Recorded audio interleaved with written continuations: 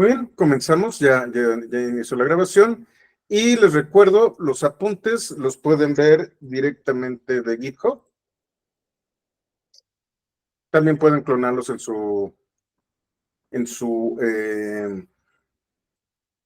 sistema local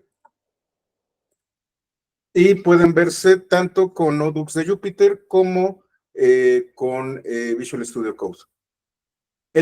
Vamos a continuar todavía con la introducción y voy a abrir la consola.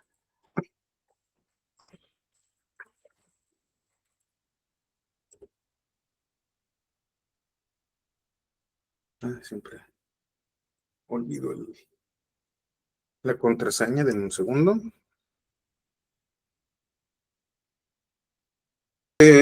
Lo que estoy haciendo es abrir una terminal. Estoy en Google Cloud. Tengo varios proyectos. Tengo una organización, en este caso es qltp.mx. Y vamos a trabajar desde aquí.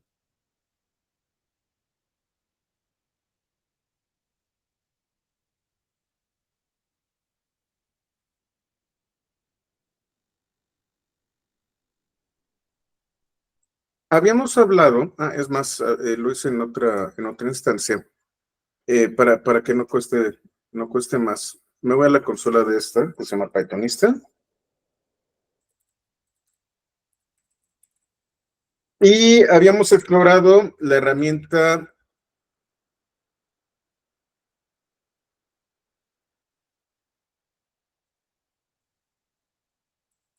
de DataPrep. Como les comentaba, DataPrep es una herramienta para realizar ingesta y ETLs, que es visual.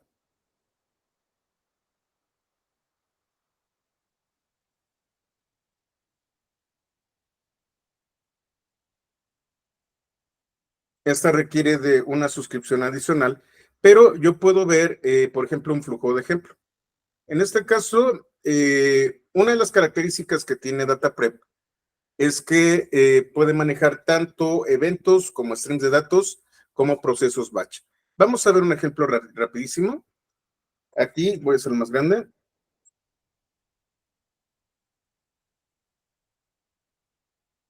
Esta es una herramienta totalmente visual, en donde yo tengo, primero defino un dataset y tengo una serie de scripts que en realidad son también visuales, que se conocen como recetas. A todo esto se le conoce como un plan. Yo puedo añadir datasets buscándolos, puedo importarlos o puedo conectarme.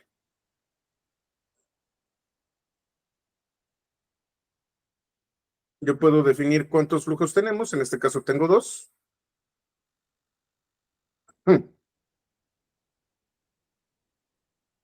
Y voy a ver este de los datos. ¿Qué voy a hacer? Si yo selecciono el icono, aquí tengo los datos del dataset. Donde se encuentra está en Cloud Storage, está eh, en un bucket. Tiene 5 columnas que tienen 3 tipos cuando fue actualizado. Y aquí tenemos los datos del evento. Yo puedo preverlos.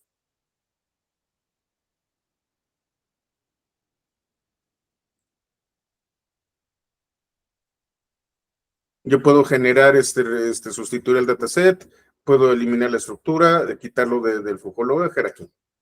Ahora, este es mi origen, esta es mi fuente de datos. Lo que yo voy a hacer es hacer algunas transformaciones. Y entonces, por ejemplo, aquí lo que voy a hacer es utilizar, las columnas están en JSON, contienen un JSON. Lo que voy a hacer aquí,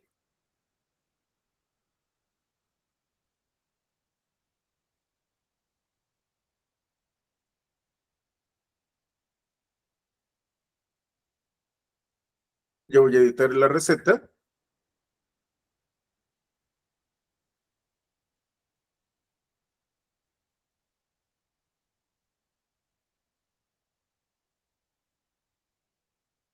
Y yo puedo utilizar elementos, reemplazar, estandarizar, extraer, contar cuántos elementos cumplen con un patrón. Puedo dividir las columnas, unirlas, formatear, agrupar, hacer este pivoteo. Y tengo esta herramienta para objetos y arreglos. Como pueden ver, tengo un montón de acciones, puedo filtrar, tengo funciones matemáticas, tengo joins y uniones, inclusive tengo funciones que puedo definir, UDFs, User Defined Function, puedo seleccionar, aplicar filtros, y entonces aquí me dice algunos de los datos que yo tengo.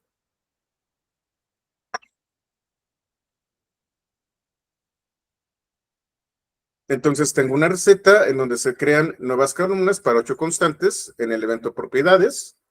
Se crea una columna para email y para idioma. Y una vez que se obtienen, elimina las propiedades del evento y del usuario. Es decir, a partir de mis datos, que son los que tengo aquí, solamente voy a tomar los que yo necesito. Si yo la corro,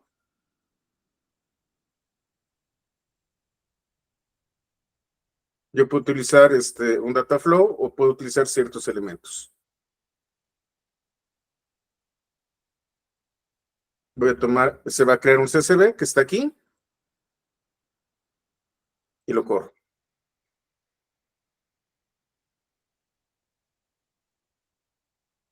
Se valida el esquema, se toma el dataset y se genera un trabajo. Una de las características que tiene DataPrep es que yo puedo decir cuándo se va a ocurrir el trabajo, puedo ocurrir el trabajo, yo puedo ver la historia de los trabajos, por ejemplo, es un trabajo en progreso, puedo definir conexiones no solamente a buckets, sino puede ser a BigQuery, y por ejemplo puedo conectarme a ciertos CRMs y RPs, a bases de datos, a sistemas de archivos, a herramientas de marketing. Hay varios conectores que podemos utilizar.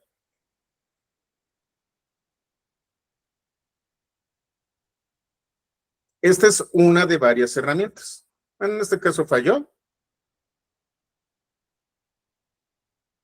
pero ya vimos cómo es que yo puedo ejecutar este flujo.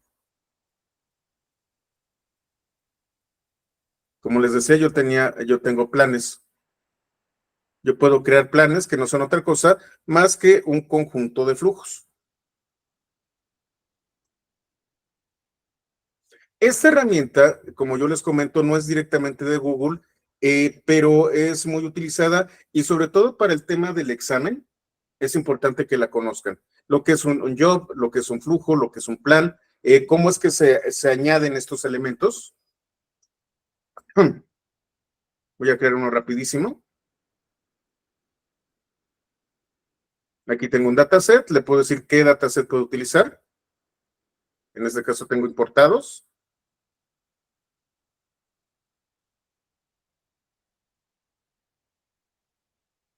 Yo puedo definir una receta.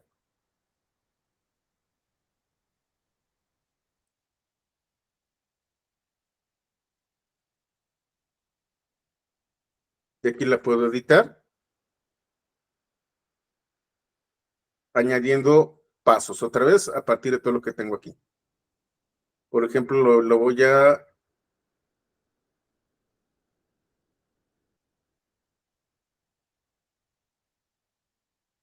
tomar ID y la voy a agrupar y voy a sacar el promedio. Y entonces lo que estoy haciendo sobre digo, no sé por qué lo estoy haciendo aquí, pero por ejemplo escogí Average ID y escogí el promedio. Y yo puedo, ¿cómo se llama? Yo puedo correrlo. Lo voy a eliminar y ahora voy a utilizar email. Tengo, por ejemplo, aquí donde estaba match.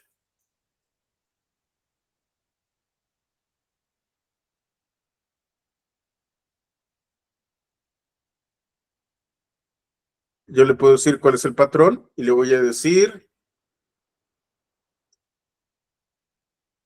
que termine, por ejemplo, en .com.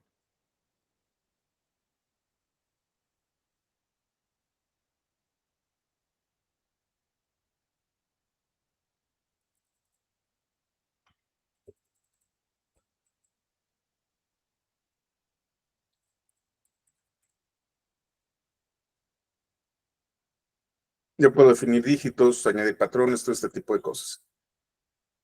Bueno, vamos a dejarlo aquí. Tenemos todavía algunas cosas que ver por acá. Esta es una de las tantas herramientas. Tenemos otra herramienta que también es visual. Déjenme salir de aquí.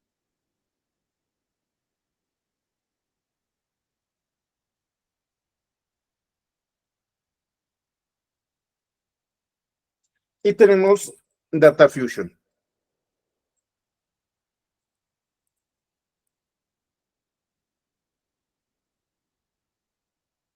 En Data Fusion yo voy a crear una instancia y esta es una herramienta para integración de datos. ¿Cuáles son las características que nos importan? Bueno, otra vez, integración de datos. ¿Qué es integrar datos? Nosotros habíamos hablado de que existía una ingesta. Déjenme, me voy a los apuntes.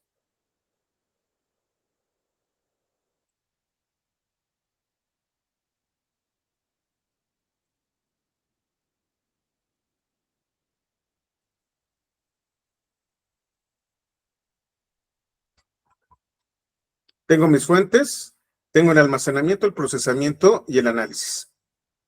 Entre las fuentes y el almacenamiento, déjenme ver si lo tengo por acá, creo que no.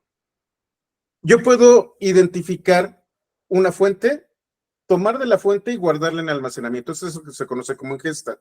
Pero yo puedo tener varios tipos de fuentes. Y lo que voy a hacer es, antes del almacenamiento, tomar estas fuentes e integrarlas. Integrar significa tomar de varias fuentes y generar un conjunto de datos propio. Yo creo una instancia, le voy a colocar demo, instancia de demostración, le puedo colocar eh, los datos de qué región quiero, la versión de Data Fusion y el tipo de recursos que yo voy a utilizar.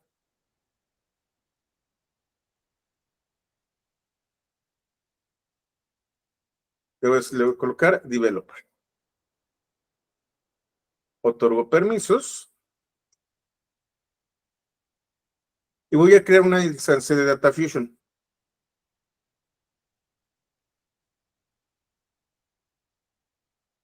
No es otra cosa más que generar un conjunto de recursos de cómputo que yo voy a utilizar con esta instancia. Mucho cuidado, nuevamente, todo aquello que ustedes no apaguen se les va a facturar.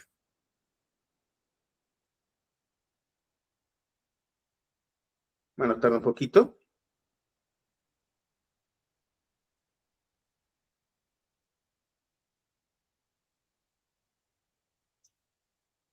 Y bueno, vamos a ver aquí. Quiero una instancia privada, me puedo utilizar, conectarme con algún recurso.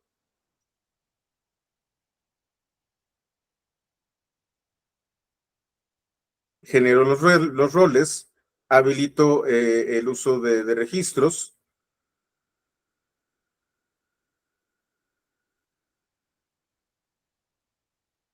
Y aquí yo tengo un tutorial.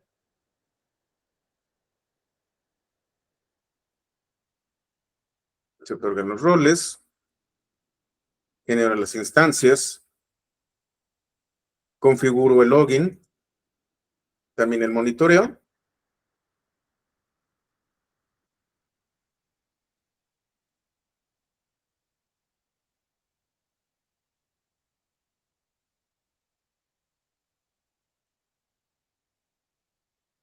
Bueno, tarda un poquito.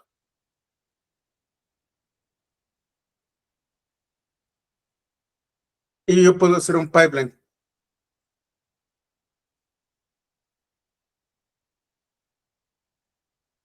Otra vez. Aquí está, me voy a las instancias, las crea. Voy a crear un rol, que en este caso le voy a colocar tutorial. Y yo puedo conectarme a BigQuery, por ejemplo, o a un bucket.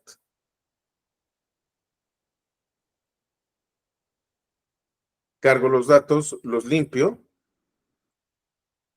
Y yo voy a utilizar el Wrangler.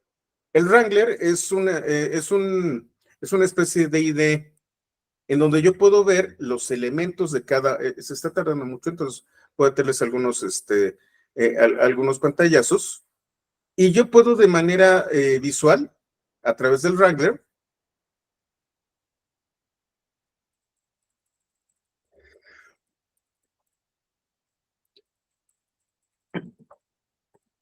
de manera muy similar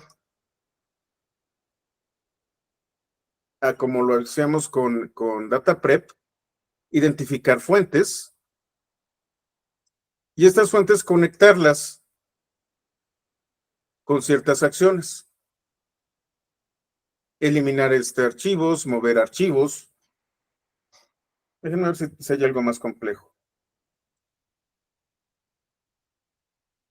Yo puedo conectarme con aplicaciones. Algo más complejo. Bueno, voy a abrir este de aquí.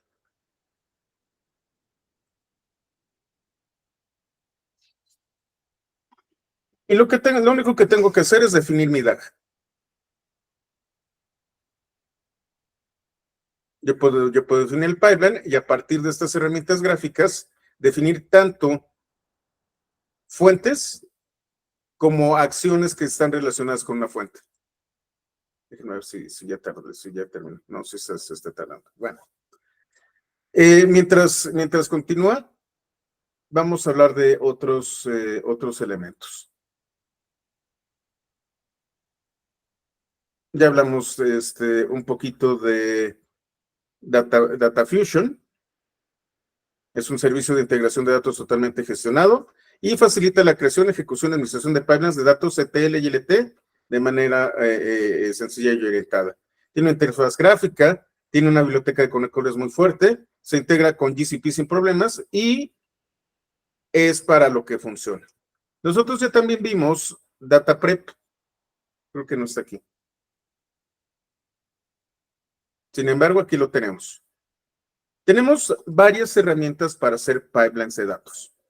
Recuerden, el objetivo primordial de un ingeniero de datos es hacer pipelines. Y entonces nosotros tenemos herramientas como Data Fusion, que es una herramienta low code. Tenemos Data Prep, que también es low code. Y tenemos otras herramientas que no son low code. Hablamos de Dataproc. Dataproc me permite generar un clúster convencional para el uso de Hadoop y todo su ecosistema.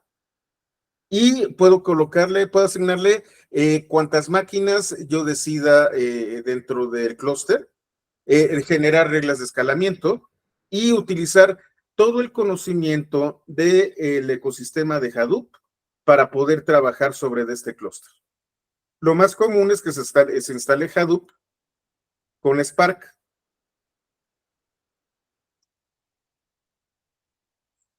En este caso, lo que nosotros tenemos es un sistema administrado en donde ya tenemos un clúster creado y diseñado específicamente para hacer operaciones con Hadoop y todo su ecosistema, y a partir de ahí, utilizando Spark y las notebooks, acceder a los datos de Dataproc. Tenemos Data Fusion, Y tenemos estos dos elementos, Dataflow y Composer. Dataflow está basado en un proyecto que se llama Apache Beam.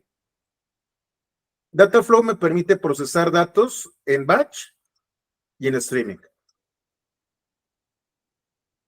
Dataflow tiene Dataflow y Apache Beam tienen la gran ventaja de que Apache Beam es de código abierto y Dataflow es un runner. Lo vamos a ver más adelante. En el caso de Apache Airflow, yo puedo orquestar flujos de trabajo, prácticamente cualquier flujo de trabajo, pero Airflow es bastante competente con flujos de trabajo relacionados con datos. Vamos a ver cuáles son las diferencias. Déjenme ver cómo van.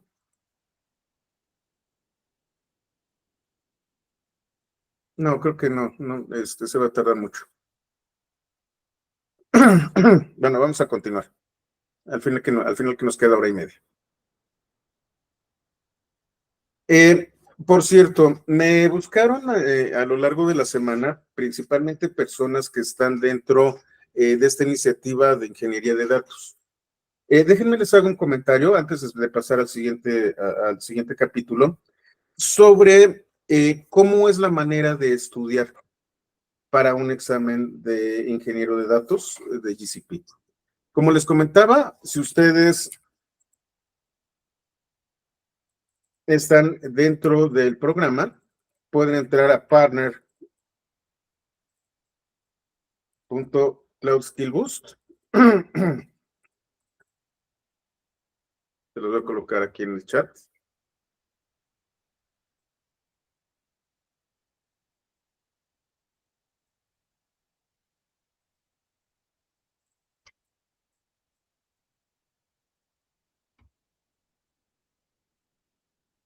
Hay varios paths.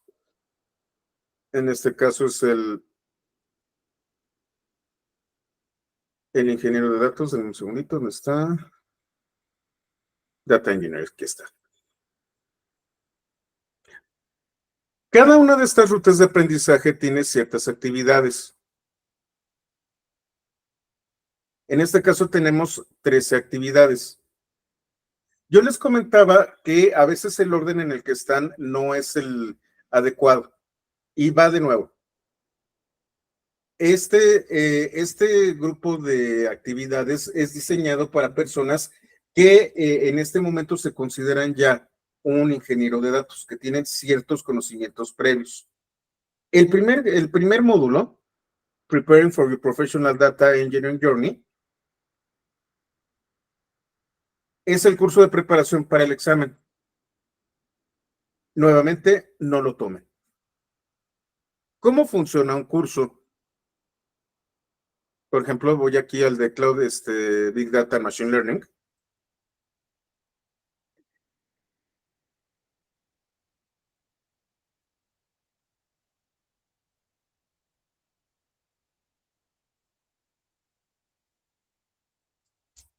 No sé por qué no me está permitiendo acceder. Déjeme utilizar otra cuenta.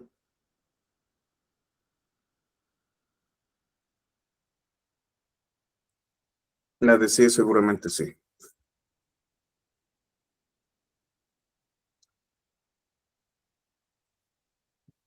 Ok.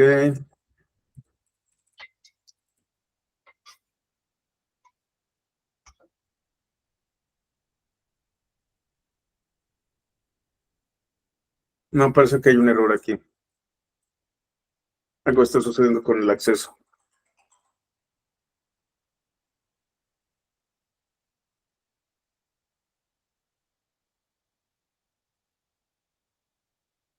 Creo que ya está. Tengo las rutas.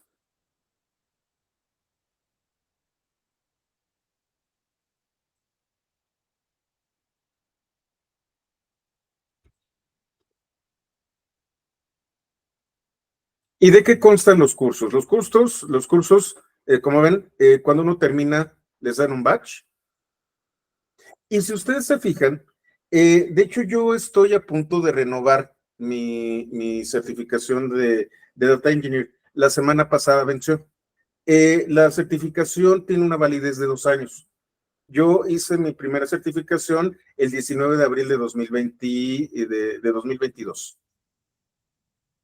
Si ustedes se fijan, no concluí todos los elementos.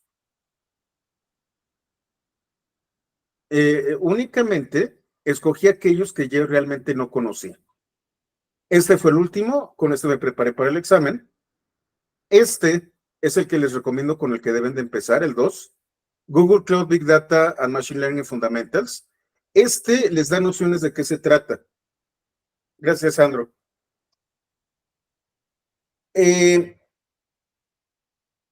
A veces es difícil empezar. A veces es una cantidad de información bueno, es una cantidad de información masiva con la que se van ustedes a topar.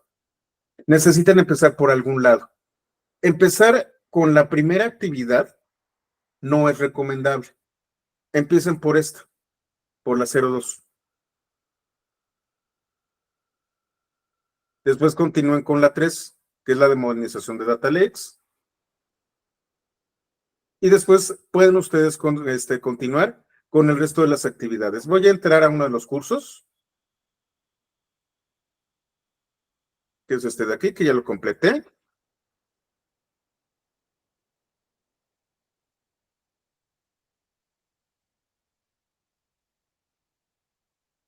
En mi caso, yo esto lo hice hace 2 años. Existe una nueva versión de este curso.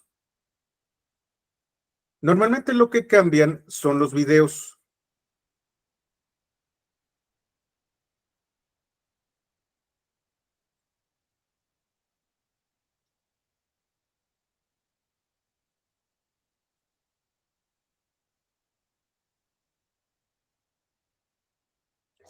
Aquí es la parte importante. Si ustedes ya tienen, gracias Mina, si ustedes ya tienen cierta experiencia, no necesitan aventarse todos los videos. Solamente necesitan ustedes aquellos componentes que son obligatorios. Por ejemplo, aquí dice Big Data Machine Learning en Google Cloud. Dice 0 de 9 videos, 0 de un documento, 1 de un laboratorio y 0 de cuestionarios. Los laboratorios, si ustedes se fijan, son idénticos, por eso me los dejó en verde. Cambió el material, pero estos laboratorios no cambiaron. En este caso, en Vertex AI hay un laboratorio nuevo y tengo que hacerlo. Entro, por ejemplo, aquí a Big Data and Machine Learning on Google Cloud.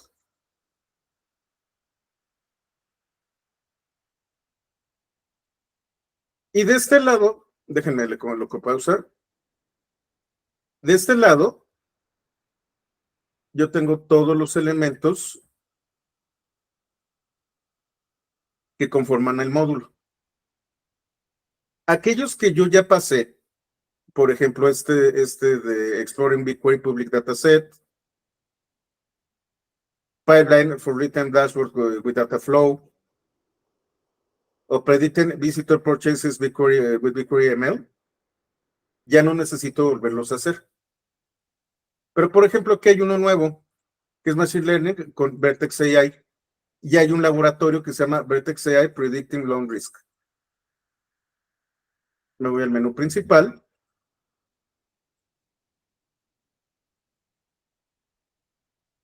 Perdón.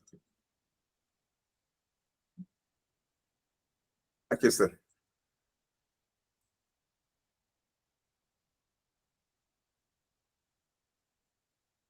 Tengo los laboratorios y solamente algunos de estos elementos son obligatorios. Regreso aquí, lo selecciono y aquí yo puedo ver video de introducción, video de Google Cloud Infrastructure, de Compute, de Storage, la historia de Big Data, etcétera, etcétera. Se los recomiendo. Y algunos de estos elementos dicen required, requeridos. Ustedes pueden saltarse los videos. De hecho, los videos, si los ven ustedes, los pueden ver, los van a encontrar directamente en YouTube. Pero hay unos elementos que son requeridos. Required. Esos son obligatorios. Si ustedes no pasan por este laboratorio, por ejemplo, y lo terminan correctamente, no van a poder avanzar. No van a tener este batch de que completaron el curso.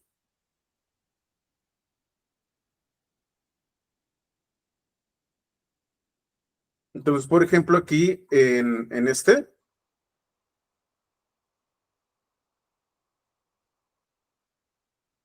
yo ya cumplí con este laboratorio que es requerido, pero tengo otro elemento requerido que es el quiz.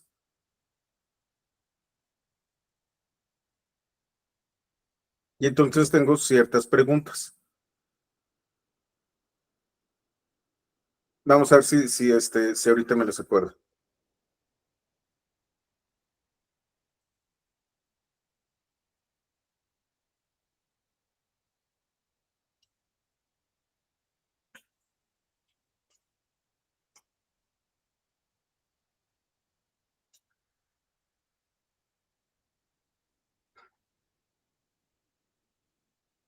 Seguro es Codeline.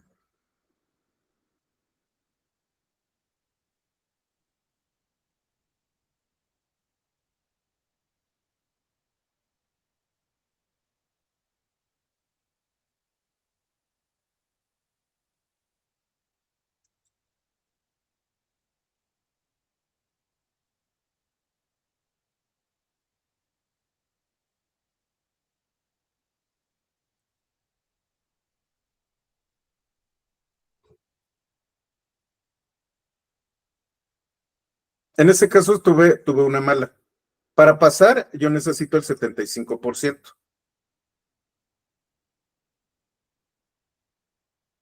Creo entonces sería acá, la correcta. Una vez que yo completo este cuestionario, aparece la palomita. Y todos los elementos, por ejemplo, aquí, hay otro quiz, este de aquí. Ya no lo voy a hacer para no perder el tiempo. Pero una vez que yo termine todos los elementos obligatorios, me va a decir que terminé con la sección. Ahí va el tip. Si ustedes ya se sienten cómodos con la información, pueden pasarse directamente a aquellos elementos que son obligatorios. Si los conceptos quedan claros, si entienden de qué se trata, pueden saltarse los videos e irse directamente a los laboratorios y a los cuestionarios. Recuerden, somos gente ocupada y pues a veces no tenemos todo el tiempo para estar viendo videos. De hecho, yo los coloco normalmente a doble velocidad. Y como ya tengo cierta experiencia, me voy directamente a algunos temas que ya conozco.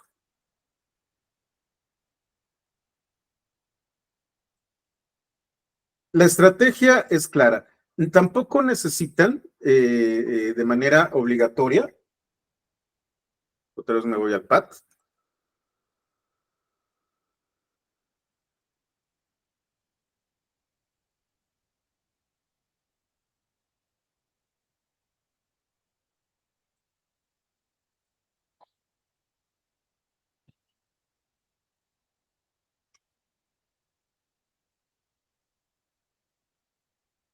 Si ustedes se fijan, solamente tengo 1, 2, 3,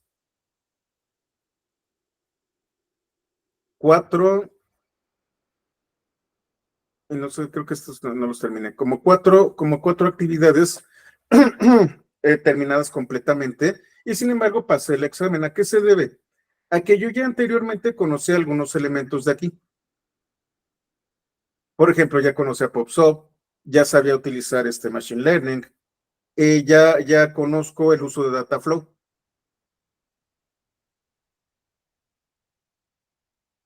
Ya tengo experiencia, ya no necesito llevar esto. Si ustedes quieren empezar desde cero, lo que les recomiendo es tomen todos los cursos. Si sienten que va lento y ya no necesitan practicar, únicamente cubran aquellos elementos que son obligatorios. los required. Todo lo demás lo pueden obviar.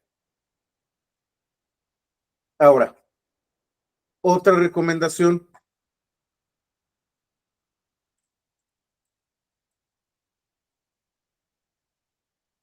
Existe un sitio, de hecho existen varios sitios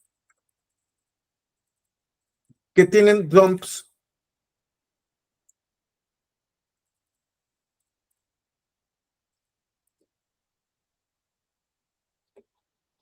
Por ejemplo, Exam Topics,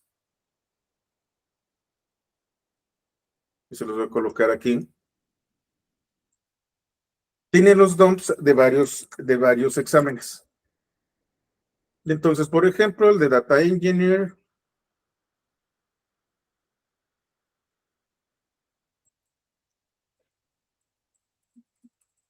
aquí está. Tiene 315 preguntas que digamos que la gente que ya hizo el examen viene y las pone aquí. Ah, eso suena trampa. Más o menos. Una de la razón por la que no han demandado Exam Topics es porque van a encontrarse con preguntas similares. En muchos casos son prácticamente idénticas a las que se van a encontrar en el examen, pero las respuestas no siempre son las correctas. Entonces, por ejemplo, me voy aquí, browse a las 315 preguntas. Recuerden, el examen está en inglés. Y entonces tienen la primera pregunta. Tu compañía construyó una red neuronal con TensorFlow con un gran número de capas. El modelo se ajusta bien a los datos de entrenamiento. Sin embargo, cuando lo probaste con nuevos datos, su rendimiento es pobre. ¿Qué método utilizarías para arreglar este asunto? Y entonces aquí tienes threading, serialización, métodos de selección, reducción de dimensiones. Yo puedo ver la solución que está sugiriendo Exam Topics. Pero también aquí dice most voted o la más votada. En muchas ocasiones, la respuesta de Exam Topics y la más votada no son las mismas. Y es por eso por lo que no están demandando este tipo de sitios, porque no les están dando la respuesta. Y lo que tienen que hacer ustedes, meterse a la discusión.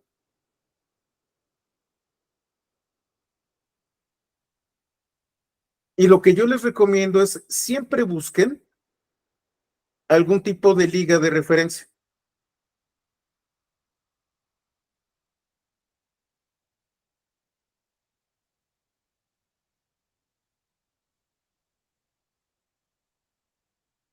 Si se fijan, algunos tipos son medio gandallas.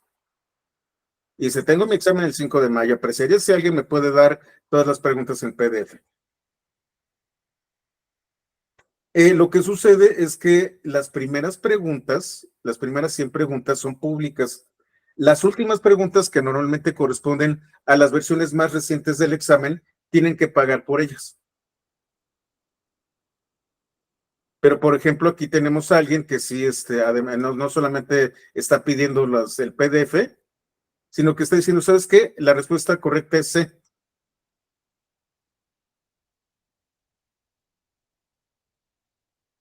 Y aquí tienes una liga. Esta es una referencia con respecto a la pregunta.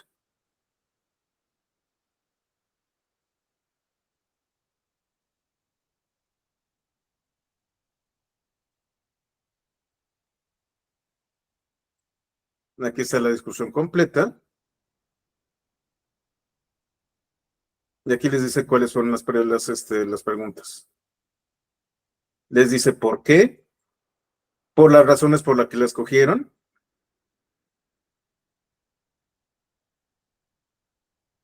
Y entonces el trabajo de ustedes es buscar dentro de la discusión referencias y estudiar las referencias. Esta es una gran ayuda para el examen. Y entonces tenemos dos objetivos, y ahí es en donde depende de ustedes. ¿Qué es lo que quieren ustedes de estas capacitaciones y de estos cursos y de estos grupos de práctica? Si ustedes están en organizaciones como Gentera o como GNP, están aquí muy seguramente porque esto es parte de su trabajo y quieren aprender un poco más. Pero ustedes a lo mejor están en otro proyecto o siguen estando en esto, con estos dos clientes y lo que quieren es mejorar sus condiciones personales para contratación o para aumento o para que los incluyan en otros proyectos relacionados con ingeniería de datos. Y entonces lo que les interesa es obtener un papelito que digan que ustedes están certificados. Les voy a enseñar el mío, por ejemplo, en Credly.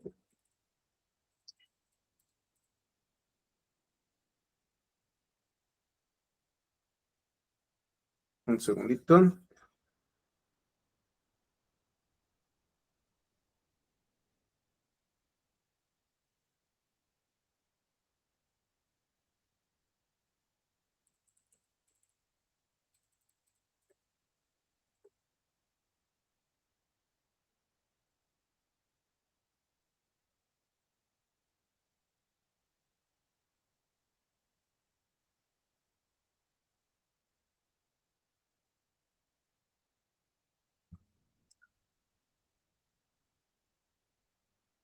Creo que estoy ligado como cosecha Gmail. Déjenme ver.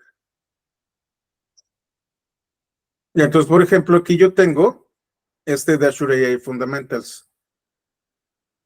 Debo tener otro por aquí. Aquí yo puedo ver mis credenciales. Y ustedes pueden ir a LinkedIn, por ejemplo.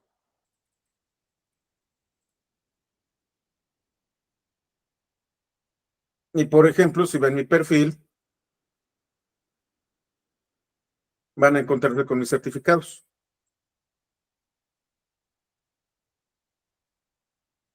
Y esto jala muchas oportunidades. Muchas oportunidades. Y nuevamente, eh, procuramos darles precios, darles a ustedes sueldos competitivos dentro de Qualto. Una persona con una sola certificación de estas, por ejemplo, para Architect, yo tengo DevOps, Data Engineer, Associate Engineer y Architect, un Cloud Architect Senior con experiencia, y digo, perdón, se requiere experiencia, con una experiencia de 20 años, puede estar aplicando a puestos que van de los 7 a los $11,000 mensuales.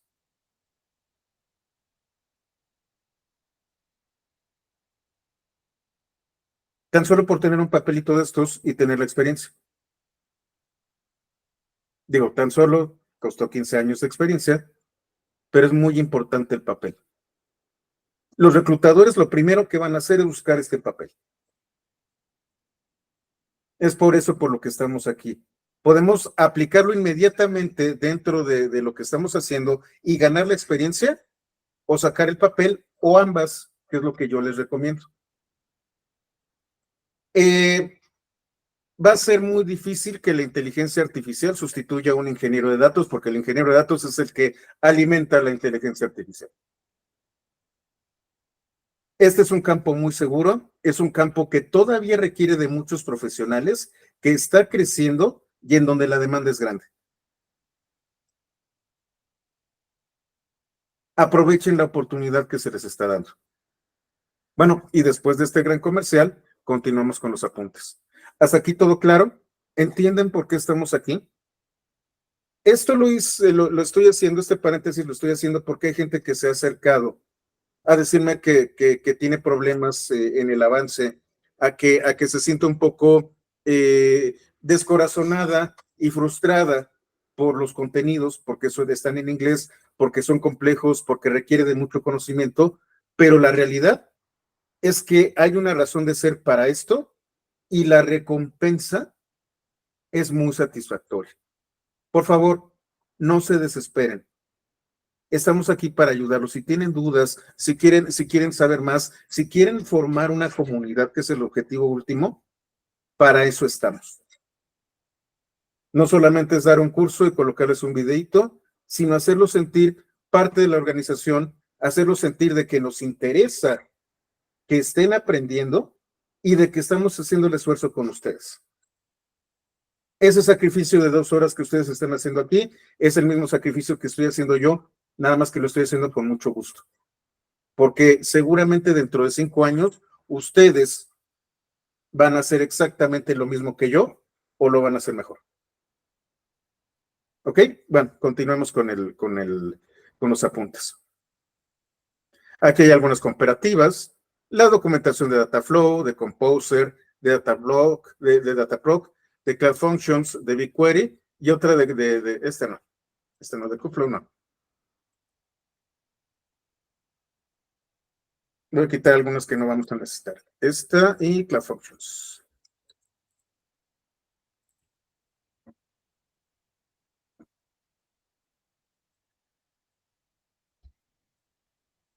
Muy bien, ya hablamos en general de la actividad de un ingeniero de datos. Ahora vamos a hablar de cómo se almacenan los datos. Les voy a recomendar un libro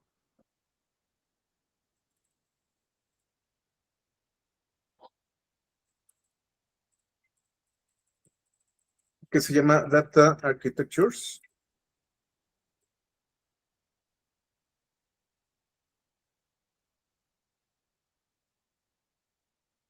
Este de aquí. Si ustedes no saben qué es un data store, si no identifican algunos patrones con respecto a datos, si no saben cuál es la diferencia entre una base de datos relacional y una no relacional, si no saben qué es un data warehouse o un data lake, les recomiendo este libro. El libro es bastante práctico, es muy gráfico y tiene todo un listado de arquitecturas de datos.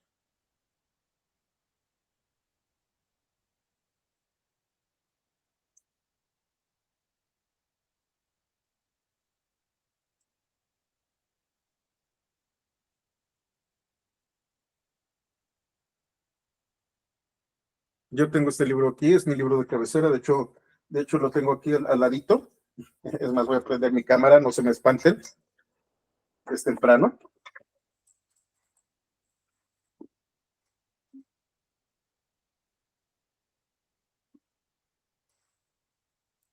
Hola a todos, es este libro. ¿Sí lo ven? Aquí está. Bueno, déjenme quito las... Blu-ray, sí. Ahí está. Déjenme lo quito. Déjenme quito el fondo. Ahí está. Este de aquí. Y contiene todas las arquitecturas de datos que ustedes pueden encontrar.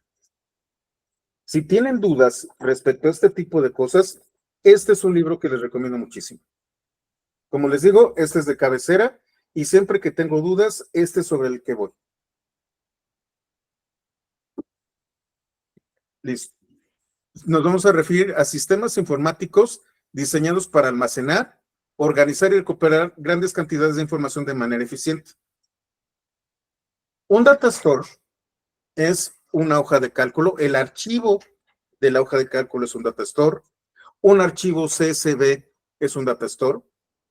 Un bloc de notas con información es un data store. Una NAS con un sistema de archivos es un data store. Una base de datos relacional es un data store. Data store es el término paraguas para sistemas de almacenamiento de datos. Y entonces tenemos varios tipos de data store. Bases de datos relacionales, las que se manejan con SQL, que tienen estructuras de tablas. Es decir, van a tener una gran tabla con la que ustedes van a poder trabajar.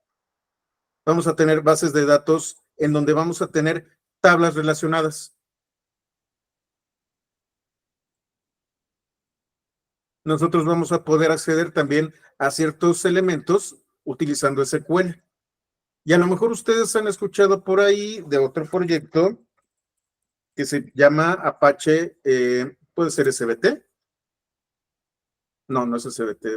Voy a utilizar Apache. Un segundito, no me acuerdo cómo se llama. A veces se me va. Un segundito, déjenme me acuerdo.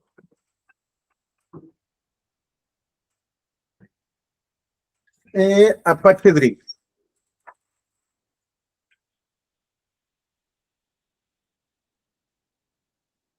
Apache Drill me permite utilizar bases de datos no SQL.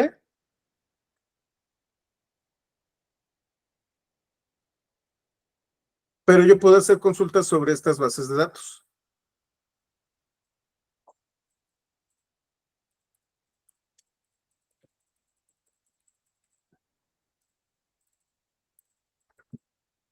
Se me fue el nombre de la otra, de un segundito. Tenemos Drill. Bueno, ahorita me acuerdo el nombre de la otra base, del otro sistema, en donde ustedes utilizando SQL, inclusive sobre sistemas de archivos, pueden traer información. Ahorita me acuerdo del nombre. Tenemos bases de datos no SQL, en donde tenemos esquemas flexibles. Ya habíamos nosotros platicado de lo que es un esquema. Un esquema es este formato de los datos que tienen las columnas o las estructuras de los datos que están dentro de estos almacenamientos de datos. ¿Qué significa esquema flexible? Que yo puedo generar estructuras que no necesariamente son una columna de un tipo específico. Yo puedo tener un entero, puedo tener un mapa, puedo tener un arreglo, y si ustedes han trabajado con JSON, seguramente esos conceptos los conocen. Un mapa es un par clave contra un valor, y el valor puede ser otro mapa, puede ser un valor específico, o puede ser inclusive un arreglo. Un arreglo no es otra cosa más que un listado de datos. Estos datos no necesariamente tienen un esquema predefinido. Y entonces hablamos de no SQL. Y aquí hay algunos ejemplos de bases de datos no relacionales. MongoDB, Cassandra y CouchDB. Además, nosotros tenemos lo que se conoce como almacenamiento en caché. Es un almacenamiento que por lo general se coloca dentro de un dispositivo de memoria. Generalmente también es una estructura columnar, es decir, tiene una columna de datos y sirve para almacenamiento temporal. El caché me permite acceder a datos que utilizo de manera muy común. Los accesos son rápidos y los datos cambian constantemente. Por ejemplo, tenemos Memcached y Redis. ¿Alguno de ustedes ha utilizado Redis o Memcached para hacer caché de sus aplicaciones? Al final de cuentas, son datos temporales que yo voy a almacenar en un sistema de memoria volátil. Sí, Redis es muy bueno. Y bueno, hablamos de estructuras más complejas. Tenemos los data lakes. Un data lake es un almacenamiento de datos sin procesar que almacena inmensas cantidades de datos, tiene la capacidad de almacenar grandes cantidades de datos, pero son datos crudos. Lo que yo les comentaba de la semana pasada de cómo funciona mi closet. La escalabilidad es masiva, es decir, puede guardar hasta petabytes o exabytes, y se utiliza primordialmente para análisis de Big Data. Uno de los grandes hitos de Hadoop es el Data Lake. Y entonces tenemos estructuras como Amazon S3, Azure Data Lake Storage, y les voy a colocar aquí HDFS, que es el sistema de archivos de Hadoop. Tenemos los Data Warehouses. Los Data Warehouses son parecidos a las bases de datos relacionales, con una gran diferencia. Las bases de datos relacionales, por lo general, se enfocan en las transacciones. Nosotros tenemos estas columnas que corresponden a nuestro esquema de datos. Está el tipo de cada columna, es el esquema, y tenemos las columnas con todos los elementos de este mismo tipo de datos, y vamos a tener renglones. Los renglones también se conocen como registros y dentro de los registros a estos datos, los datos en las columnas, se les conoce como campos. En el caso de las bases de datos relacionales, yo voy a tener múltiples tablas, múltiples estructuras tabulares que se relacionan entre sí. En el caso de los data warehouses, yo voy a tener una sola estructura, y eso es lo que se prefiere, una gran estructura de datos, también utilizando una estructura tabular, pero en lugar de hacer énfasis en operaciones de lectura y escritura de transacciones, hacemos énfasis en lectura de columnas. Cuando hablamos de data warehouse, hablamos de analítica. Y lo que vamos a hacer es analizar la totalidad de los datos y formar criterios a partir de estos datos. Si ustedes se acuerdan, era lo que hicimos con BigQuery en el curso previo. Tenemos datos estructurados organizados, podemos hacer modelados complejos, puedo manejar múltiples dimensiones, y entonces tenemos BigQuery, tenemos Redshift o tenemos Snowflake. O también tenemos Databricks.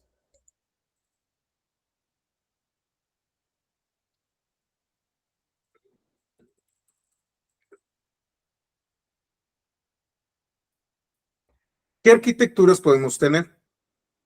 Podemos tener una arquitectura monolítica, es decir, un solo lugar en donde yo voy a guardar los datos y voy a tener una computadora gigantesca con un solo sistema de archivos que va a guardar todos los componentes. Tengo una arquitectura distribuida, que esto es lo que hace Hadoop con HDFS.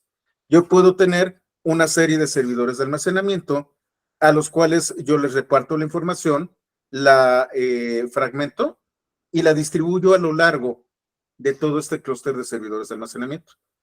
Eso es una arquitectura distribuida. Si nosotros hablamos de la nube, nosotros podemos utilizar buckets como Cloud Storage o S3 o Blob Storage de Azure para almacenar grandes cantidades de datos. Y yo tengo arquitecturas híbridas en donde puedo tener dentro de la nube, puedo tener dentro de mi on-premise y puedo tener dentro de una base de datos centralizada. ¿Qué productos de almacenamiento de datos tiene GCP? Bueno, tiene un almacenamiento de objetos llamado Cloud Storage.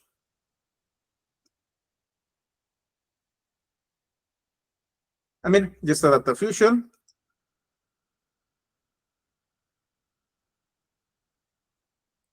Aquí está la instancia. Entro Data Fusion. No entro. Bueno, ok. Déjenme la elimino porque si no me la va a cobrar.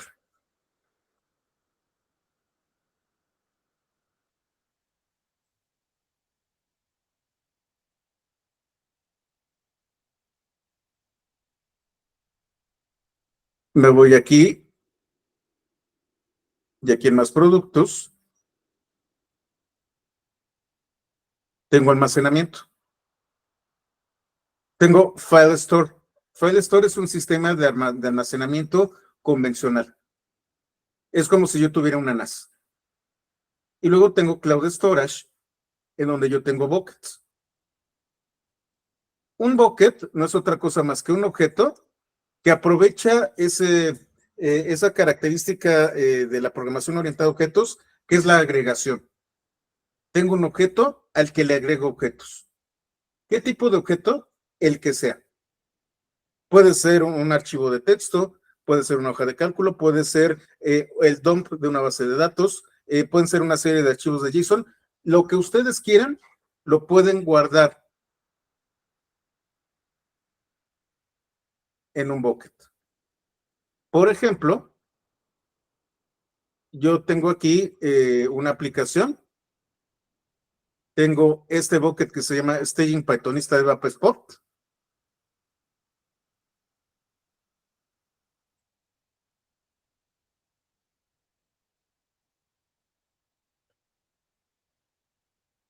Y déjenme ver qué es lo que tiene. Creo que ahorita no tiene nada el bucket.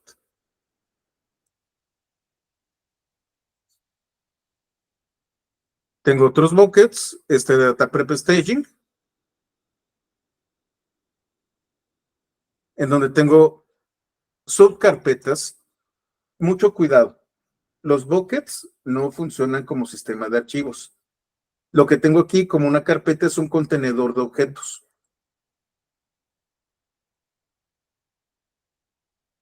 Y aquí yo puedo guardar cualquier objeto. Yo puedo configurar cada bucket con permisos, niveles de acceso,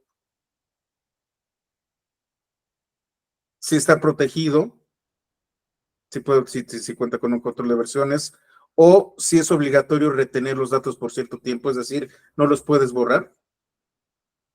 Puedo definir su ciclo de vida, generar reglas de que dependiendo de cierto tiempo pasen a otro tipo de almacenamiento.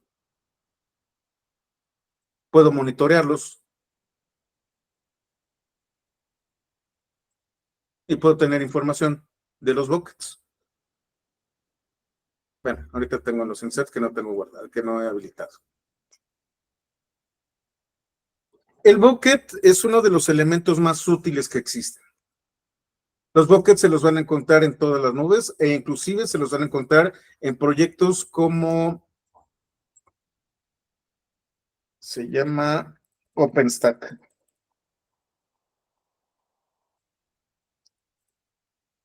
Que por ejemplo, es un sistema de nube, pero para on-premise.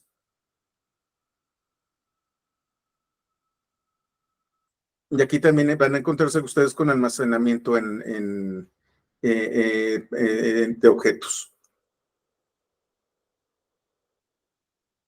Déjenme hacer algunas cosas. Tenemos almacenamiento de bases de datos. Y aquí tenemos 3 bases de datos principales. Cloud SQL, que no es otra cosa más que una máquina virtual que contiene MySQL, PostgreSQL y SQL Server. ¿Qué ventaja tiene? Es administrada directamente por Google. Ustedes la habilitan y usan la máquina virtual, utilizan la base de datos. ¿Cómo se configura? ¿Cómo se instala SQL, etcétera, etcétera? Es problema de Google. Ustedes pueden tener diversos tipos de configuraciones de su base de datos. Ustedes pueden tener una base de datos de alta disponibilidad que va a replicar en varias regiones. Van a tener bases de datos que van a utilizar cierto tipo de arquitecturas, las famosas, ¿cómo se llama? Master Slave, que ya por razones de política ya no se dice así.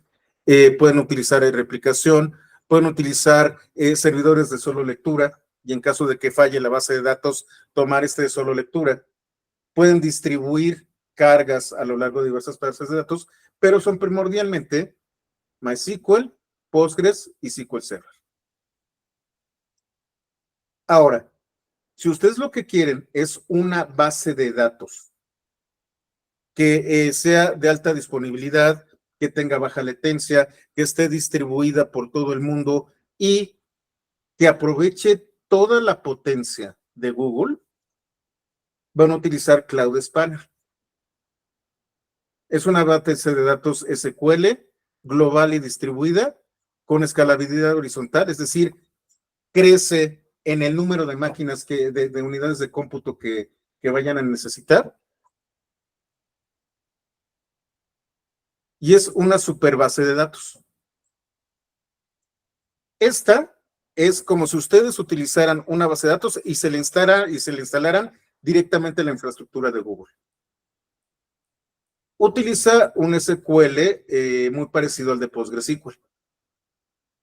Por cierto, me falta una.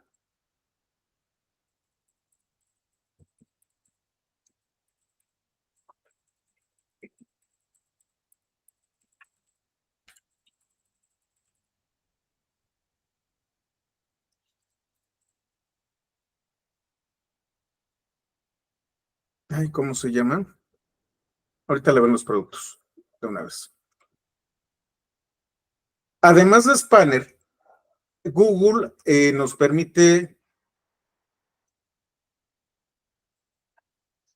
Creo que la cerré. Bueno, Google nos permite tener una base de datos PostgreSQL gigantesca, también de alta disponibilidad. Déjenme ver si está dentro de los productos. Un segundito rápido.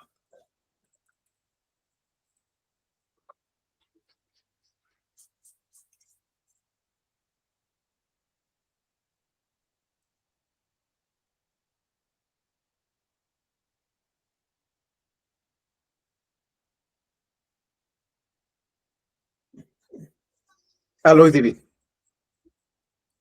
AlloyDB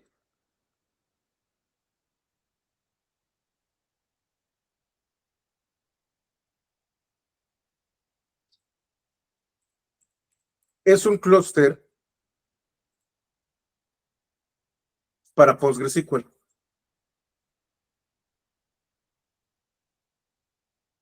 Mientras que Cloud SQL lo que hace es habilitarnos un servidor de base de datos, AlloyDB me permite crear un clúster para PostgreSQL.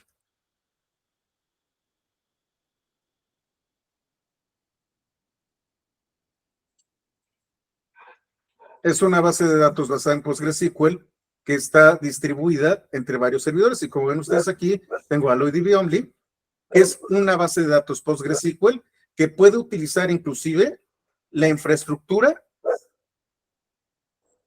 de Azure o de AWS.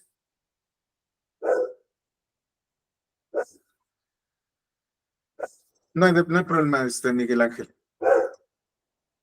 Tenemos Firestore. Firestore es una base de datos no relacional.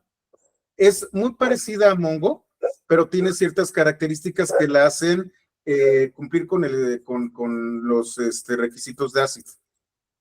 Firestore se utiliza primordialmente para aplicaciones móviles, juegos y aplicaciones web.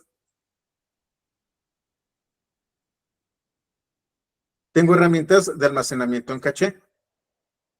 Tengo un CDN, que es una especie bueno, es un caché, pero es un caché para HTTP, en donde yo puedo tener cierto tipo de contenido web estático. Memcached, que es memoria volátil, y Redis.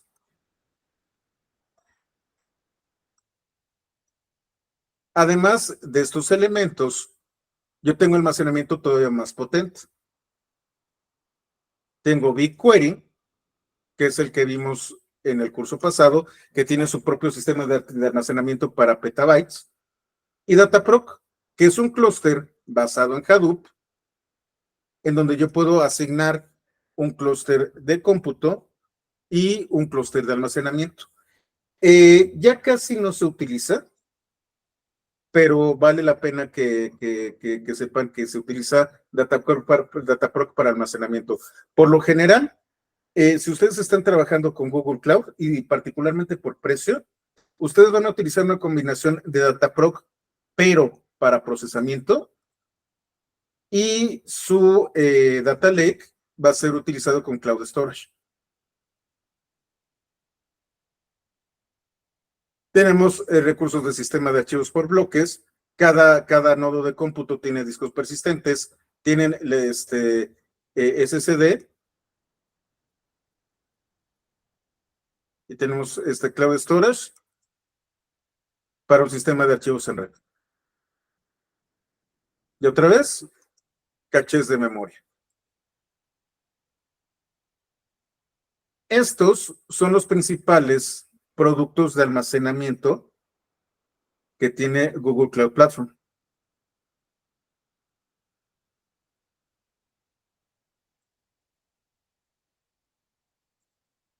¿Hasta aquí todo bien? ¿No hay muchas dudas? Muy bien. Si nosotros queremos conectarnos a fuentes que están fuera de Google Cloud, yo puedo utilizar conexiones que pueden ser Direct Connect o que pueden ser VPN, e inclusive en el caso de BigQuery, que lo vamos a ver en la siguiente sesión, en el caso de BigQuery, podemos nosotros tener conectores a cierto tipo de elementos que quedan on-premise o en otra nube. Eso lo vamos a ver más adelante. En este momento lo que nos interesa saber es qué recursos de almacenamiento de datos tenemos en Google Cloud. Recuerden, la mayor parte de esto que estamos viendo se va a utilizar para examen. Vamos con el capítulo 3. Como yo les comentaba, que hay varias herramientas para hacer pipelines.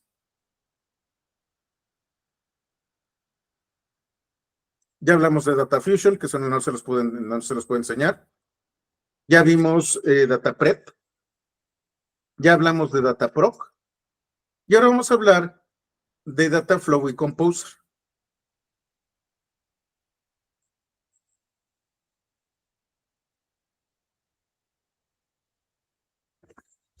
Tenemos un producto dentro de Google Cloud Platform.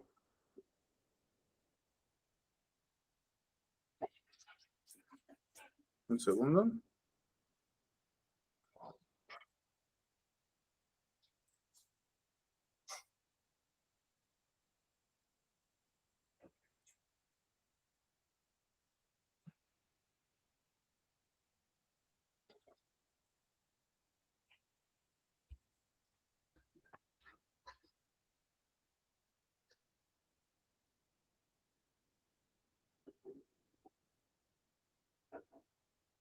Aquí dentro de análisis, que se llama Data Flow.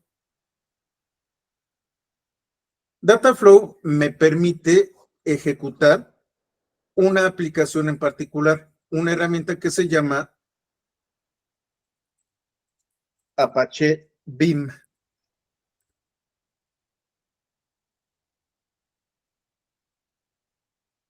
Se los voy a colocar en el chat.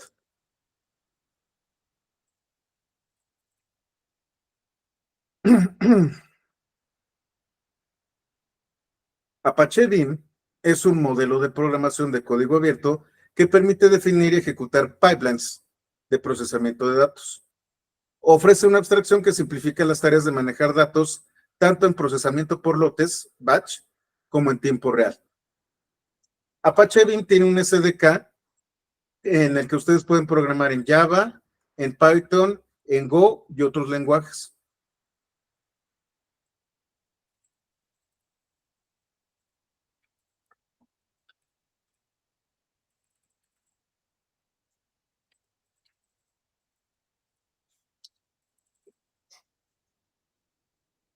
Ustedes entran a la página, aquí está la documentación, selecciono los lenguajes y tengo un SDK para Java, que por cierto Apache Beam está construido sobre Java, pero también tengo Python, tengo Go, tengo Scala, inclusive hasta en YAML y SQL.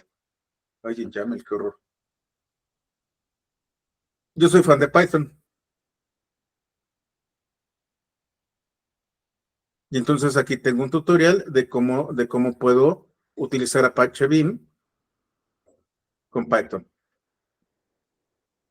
Tengo las referencias. Y vamos a tener 4 elementos principales. P-Collection, que es una colección de datos. P-Transform, que son una serie de funciones que me permiten transformar los datos. Pipeline, que es el conjunto de elementos dentro de un DAG que tienen colecciones y transformaciones. Tengo el runner del pipeline, que es la infraestructura en la que yo voy a ejecutar esto, y voy a tener operaciones de lectura y escritura. Esos son los principales elementos. ¿Qué características tiene Apache Beam? Los pipelines creados con Apache Beam se pueden ejecutar en runners. Es la infraestructura de Apache Beam. Y entonces tenemos un proyecto como Apache Flink, como Apache Spark y como Google Data Flow. Una de las grandes ventajas de estos pipelines es que son portables. Yo lo hago yo lo corro en Dataflow, pero no me convence y tengo mi equipo on-premise. Bueno, y genero Apache Flink y lo corro. O puedo generar un clúster de Apache Spark en AWS y corro de Apache Beam desde ahí. ¿Cuáles son las características? Apache Beam me permite generar pipelines con procesos batch, es decir, que están bien definidos, que se generan en un momento específico y que tienen un principio y fin, o streaming.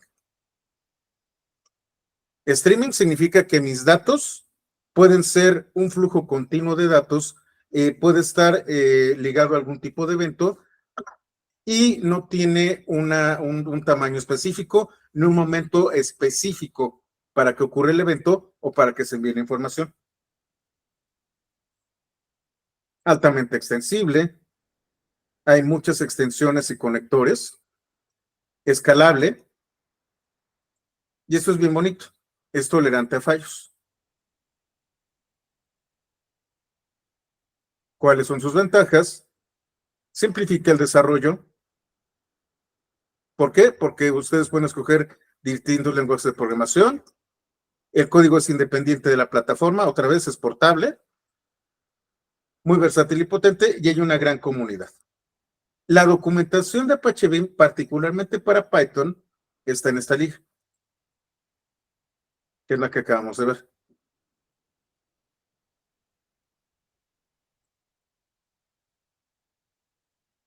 Los pipelines de Apache Beam se generan con DAX. Y entonces tenemos P-Collections, que son datos recolectados, son conjuntos de datos. Yo tengo una fuente, me traigo los datos y genero una colección de datos. Estos datos son con los que voy a estar trabajando a lo largo de mi canalización, de mi pipeline. Y yo puedo integrarlos o hacer la ingesta directa. Una de las ventajas que tienen los P-Collection es que son inmutables, es decir, una vez que ustedes los crean, no los pueden modificar, pero lo que sí pueden hacer es, a partir de ellos, generar modificaciones con objetos totalmente nuevos. Esto me permite tener datos consistentes. Las transformaciones o los P-Transforms son estos elementos que me permiten tomar las P-Collections, aplicarles una función o algún tipo de proceso y generar un nuevo P-Collection, pero transformado. Tenemos transformaciones de un solo elemento, es decir, cada uno de los elementos dentro de un P-Collection puede ser afectado por la transformación, una transformación de ventana, una agregación, por ejemplo.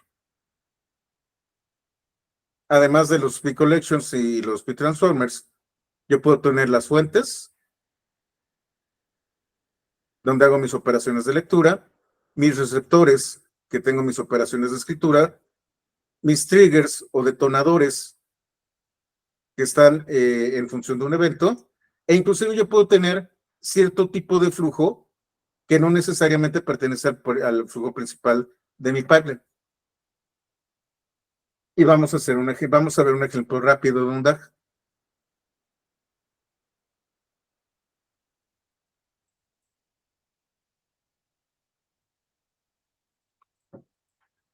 Eso creo que es Java. Creo que sí. Tengo datos sin filtrar. Dime, ¿Perdón? ¿me hablaste o no? No. Ah. Yo tengo un nombre de una variable que es datos sin filtrar y yo tengo una función, read from text. Le voy a decir dónde está la fuente de mis datos. Estoy diciéndole que lea de un archivo de texto y le voy a aplicar una transformación. En el texto tengo una lambda. Sí es Python. En donde a cada línea la voy a separar por cada espacio. Voy a generar para cada línea un listado de palabras. Y si no le coloco nada al split, estoy indicándole que separe la línea cada vez que se encuentre un espacio. Cada una de las líneas corresponde a un elemento de una lista. Cuando yo hago flat map, lo que voy a tener es una sucesión constante de elementos. Lo que estoy haciendo es leer línea por línea, separo cada línea y después de separar cada línea, junto todas las líneas en una sola línea. Ahora voy a filtrarlos. Tengo la clase filter, a la cual yo le voy a aplicar una función. Y entonces de mis datos sin filtrar, voy a filtrar aquellos que tengan más de 5 caracteres. Una vez que yo termino, guardo mi resultado utilizando el write to file a data filtrada. Y entonces tenemos estos ejemplos. ¿Cómo le hace Apache Beam para trabajar con procesos basados en stream? O recuerden, yo tengo elementos, como sucede con un archivo de texto, que está muy bien delimitado y que en un momento específico puedo acceder a él, tomarlo y generar mi P-Collection. Pero ¿qué sucede si yo tengo un flujo? Es decir, no tiene un principio ni un fin definido, no tiene un momento de ocurrir específico y no tiene un tamaño predeterminado. Lo que yo tengo que hacer es definir lo que se conocen como ventanas. Para procesar datos en streaming, Apache Beam utiliza el concepto de ventanas, que no es otra cosa más que delimitar en el tiempo. Las ventanas son bloques de tiempo que agrupan elementos de un stream. Esto permite aplicar transformaciones a los datos de forma agregada, en donde se calculan promedios, sumas o conteos. Yo sé que no tiene fin, yo sé que en cierto momento voy a tener algunos datos, pero no todos los datos. ¿Cómo puedo yo particionar un stream y trabajar con los datos predefinidos del stream? A través de las ventanas. Tengo ventanas fijas, en donde yo le voy a decir, cada 5 minutos, tómame una muestra de los datos del stream. Tengo una ventana deslizante,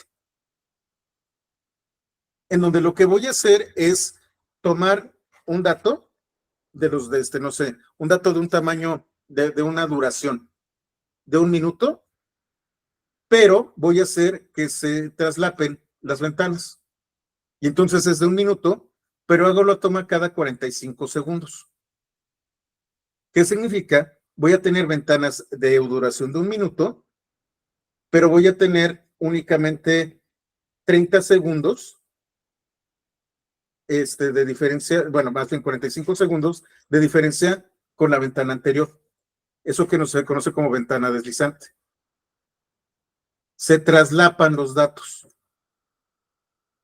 Tengo una ventana por sesión. Y entonces el usuario se loguea y a partir de ese momento empieza la sesión. Y hasta que sale el usuario, esa es mi ventana. O yo puedo definir ventanas personalizadas. Vamos a ver un ejemplo en código utilizando Python. De Apache Beam, tomo el objeto principal, que es Beam, y tengo una clase que se llama Pipeline, que es con la que yo voy a generar todo el pipeline de Apache Beam.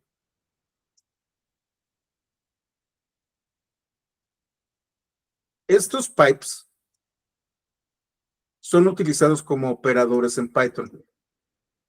Un pipe, como sucede en Google, perdón, en Google, en Linux, en Unix, hace que la salida del primer pipe se vuelva la entrada del siguiente.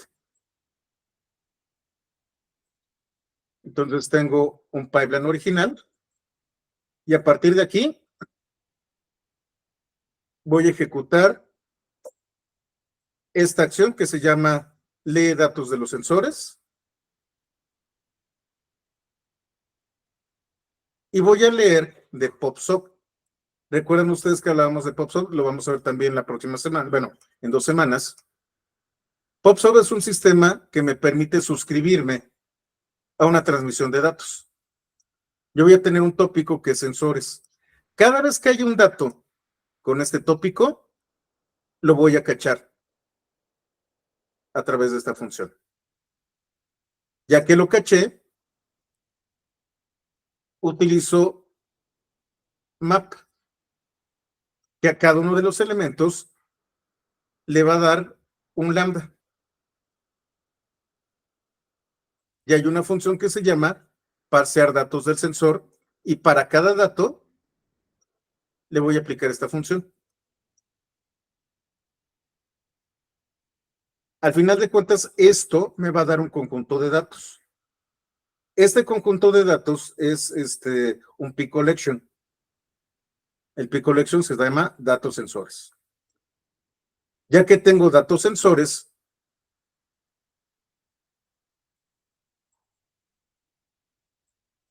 voy a generar una ventana fija, es decir, en un tiempo específico fijo. Tengo la ventana y mi tiempo es de 60 segundos. Es decir, en un periodo de 60 segundos voy a calcular la temperatura promedio de estos 60 segundos. Y entonces para cada elemento saca la media de los datos combinados.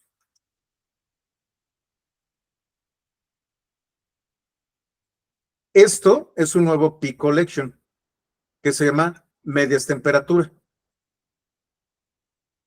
Viene otro elemento en el DAG que se va a llamar escribir a archivo.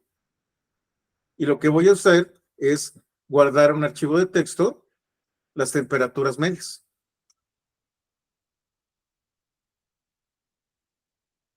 Y aquí tenemos los elementos que conforman mi DAG.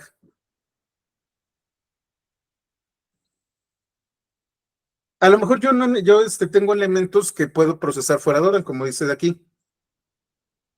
Y entonces voy a utilizar una técnica que se conoce como watermarking. Voy a darle cierta etiqueta a un evento que ocurrió en cierto momento en el tiempo, lo voy a identificar y voy a poder combinarlo. Esto que les estoy platicando y esto que están viendo ustedes aquí está en el examen. Estudien.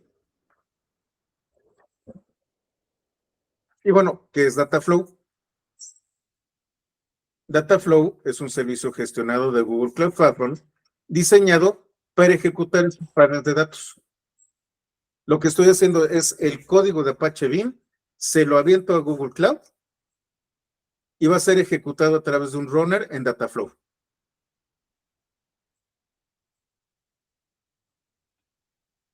¿Qué ventajas tiene? Bueno, el procesamiento es unificado, es totalmente gestionado, yo no tengo que definir clusters, escala sin problemas, se integra con GCP y es bastante rentable.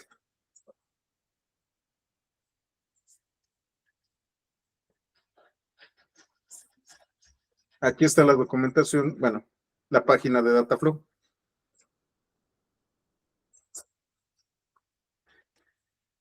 No me va a dar tiempo de hablar no, sí me va a dar tiempo. Voy a hacerlo para terminar el cuarto capítulo. Me voy rapidísimo. Existe otra herramienta que me permite hacer pipelines y que también está basada en código abierto que se llama Composer. Composer tiene una gran ventaja, está hecho en Python, es bastante simple de utilizar, también utiliza operadores y hay una herramienta que se llama, Airflow es el proyecto y Composer es el servicio de Google Cloud que ejecuta Apache Airflow.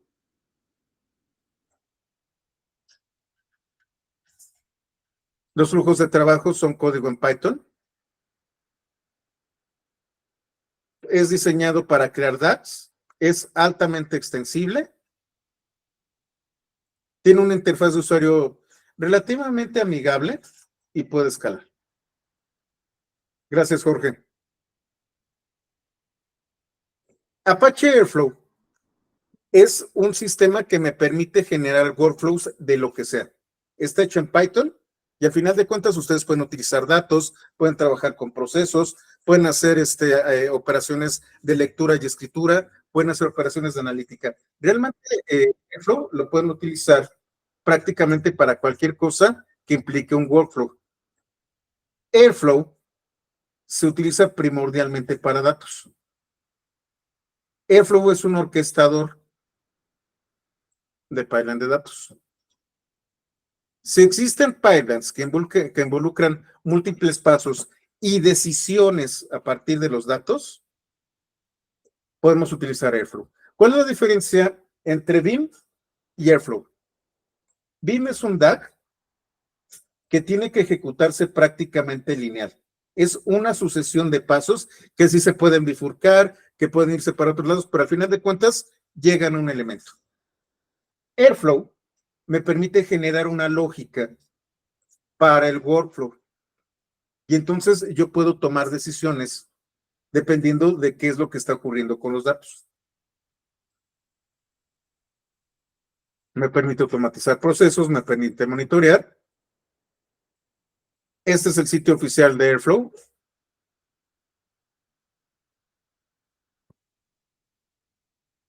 La documentación es buenísima.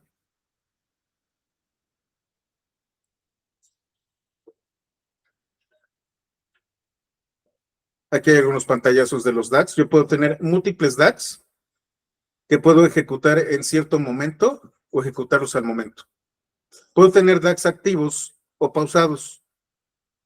Puedo ver el estado que tienen, si están en ejecución o fallaron. Y puedo habilitarlos y deshabilitarlos. Puedo ver cómo el clúster, obviamente tiene que haber un clúster relacionado con Airflow, me permite ver cómo se comporta el clúster de las máquinas que están ejecutando mis trabajos. Inclusive puedo ver cómo se generan los datos y a dónde van. Las visualizaciones son muy buenas en Apache Airflow.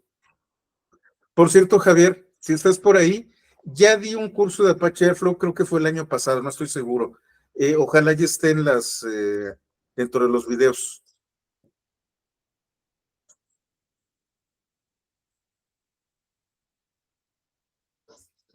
¿Cómo se hace un DAG? Bueno, primero importo las librerías, las bibliotecas, de hecho. En este caso, DAG es la clase base para hacer mi pipeline. Tengo operadores para Airflow. Y por ejemplo, aquí yo tengo una conexión, que es un proveedor. Me voy a conectar con BigQuery.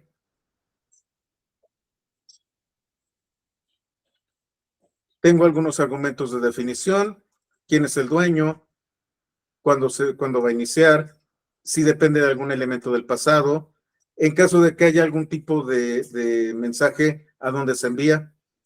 Y fíjense, en caso de falla, se envía correo. En caso de que se vuelva a intentar, envía correo. Al final de cuentas, configuro cómo se va a ejecutar el DAG.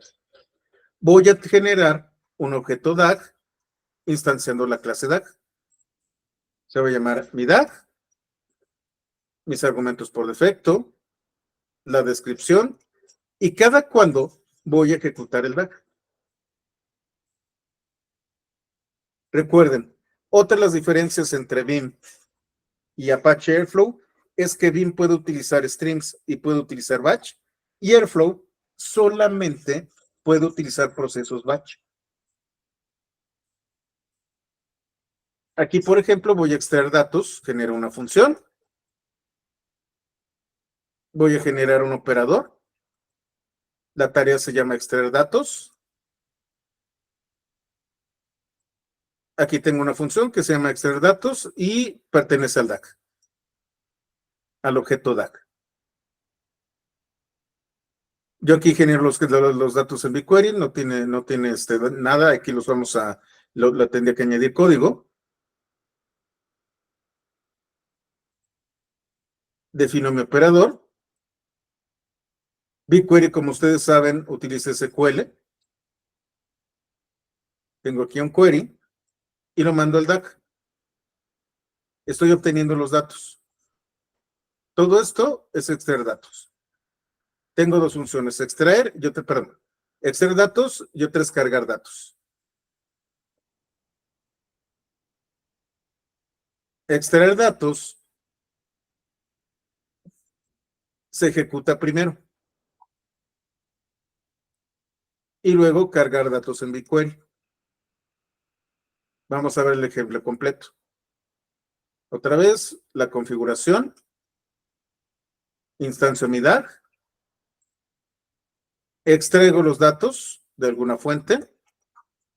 Esta función está ligada al objeto DAG y cargo los datos en BigQuery, insert into, y esto está ligado a mi DAG. Esto es el DAG simplificado.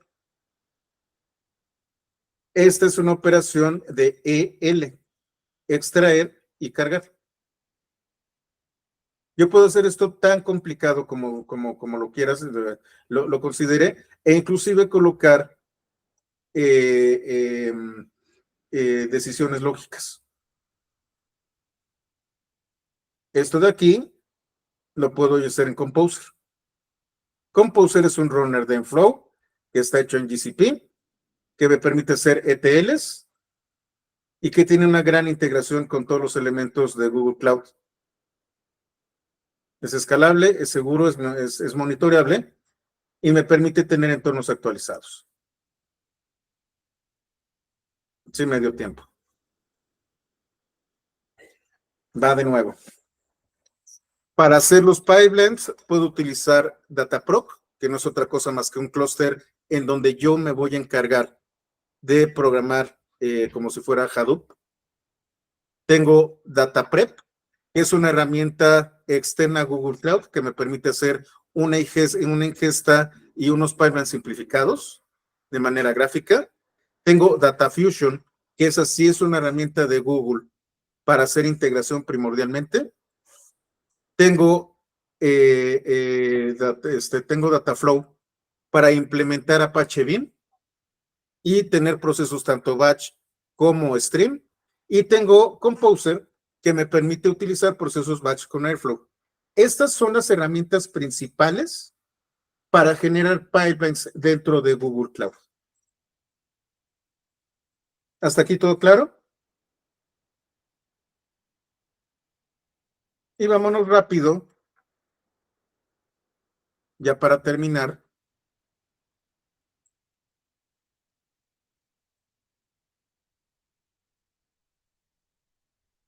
Denme un segundo, ¿dónde está? Aquí está. Al Learning Path.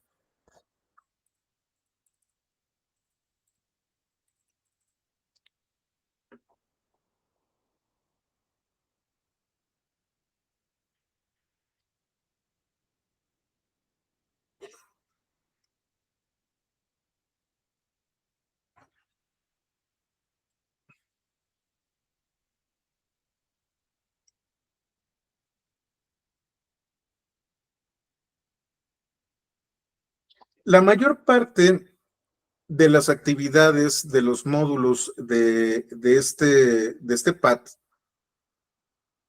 están relacionadas primordialmente con Airflow. Tenemos la preparación, la introducción que es Big Data y Machine Learning. Esto es BigQuery. La memorización de Data Lakehouse es BigQuery. Si ustedes entran al curso,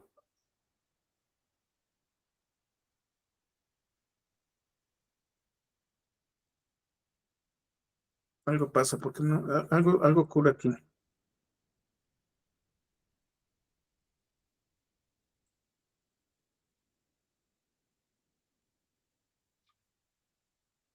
Ahí está.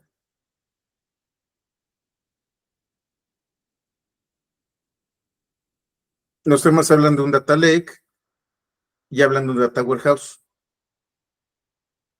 Si ustedes se fijan en el data warehouse, habla de BigQuery. Sí, y si aquí estamos en el Data Lake,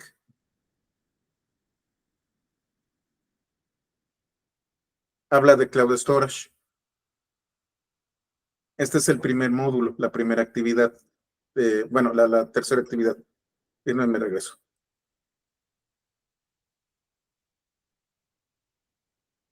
Entonces tenemos la modernización. Esto es BigQuery. 4. Construyendo pipelines en batch. Si yo inicio el curso,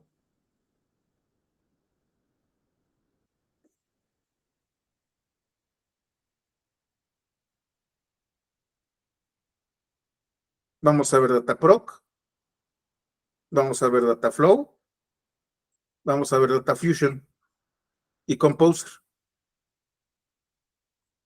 Y entonces, este es un módulo de procesos en batch con estas herramientas que les acabo de decir. Vamos con el quinto.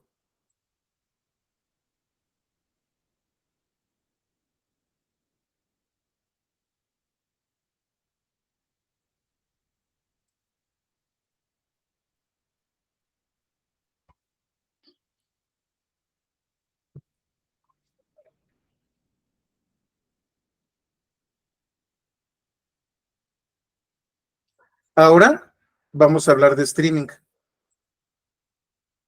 Al hablar de streaming, entonces ya no podemos hablar de Composer, por ejemplo.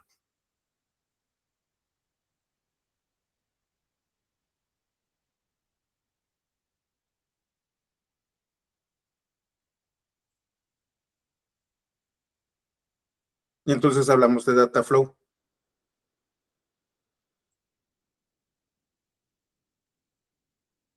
Todo esto es Dataflow.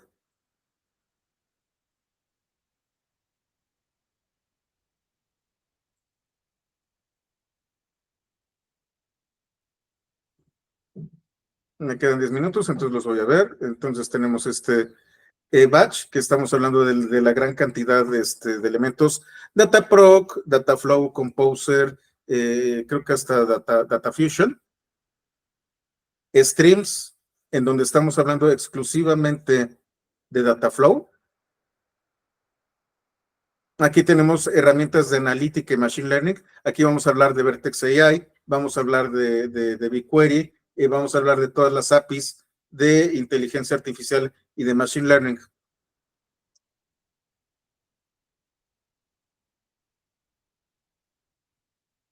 Entonces tenemos analítica de Big Data utilizando notebooks, que es una notebook. Cómo se utiliza con BigQuery en Vertex AI. Cómo genero yo pipelines de machine learning, que es MLOps.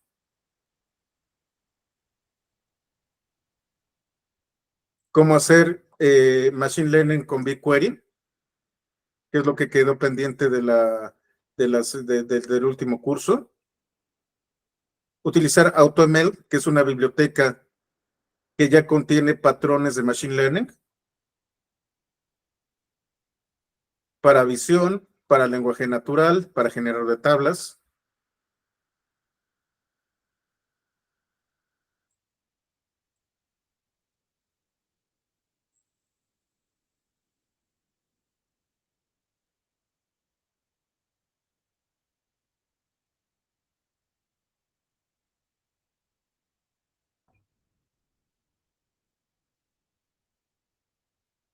Y aquí tenemos una especialización en Dataflow.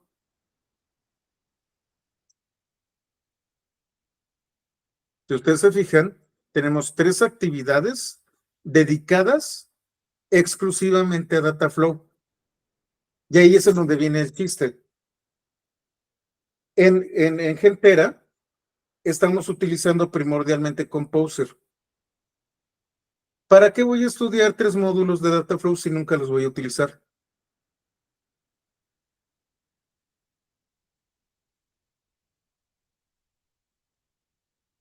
Lo único que necesitan ustedes es conocer las bases de Dataflow, pero no tienen que aventarse 3 módulos de Dataflow. Si ustedes quieren trabajar datos para generar datasets de Machine Learning, pueden utilizar este curso de aquí. Y aquí tenemos talleres. No, perdón. Si quieren saber más sobre BigQuery está aquí.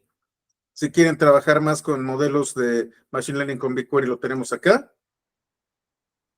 O podemos trabajar con DataMesh y Dataplex, que esto es gobernanza y linaje de datos.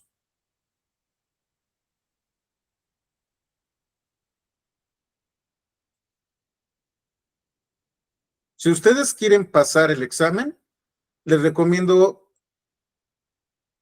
al final 1, les recomiendo 2, 3, 4, 5, 6,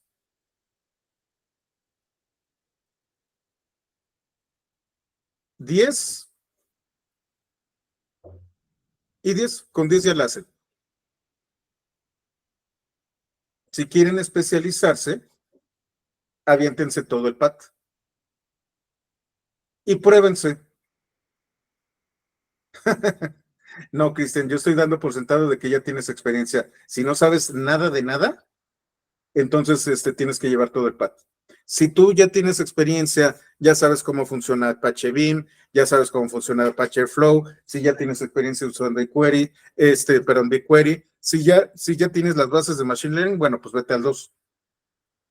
Pero si necesitas desde el principio conocer de qué se trata esto, aviéntate toda la ruta y al final, Preparing for your Professional Data Engineer Journey. Este es el que los prepara para el examen.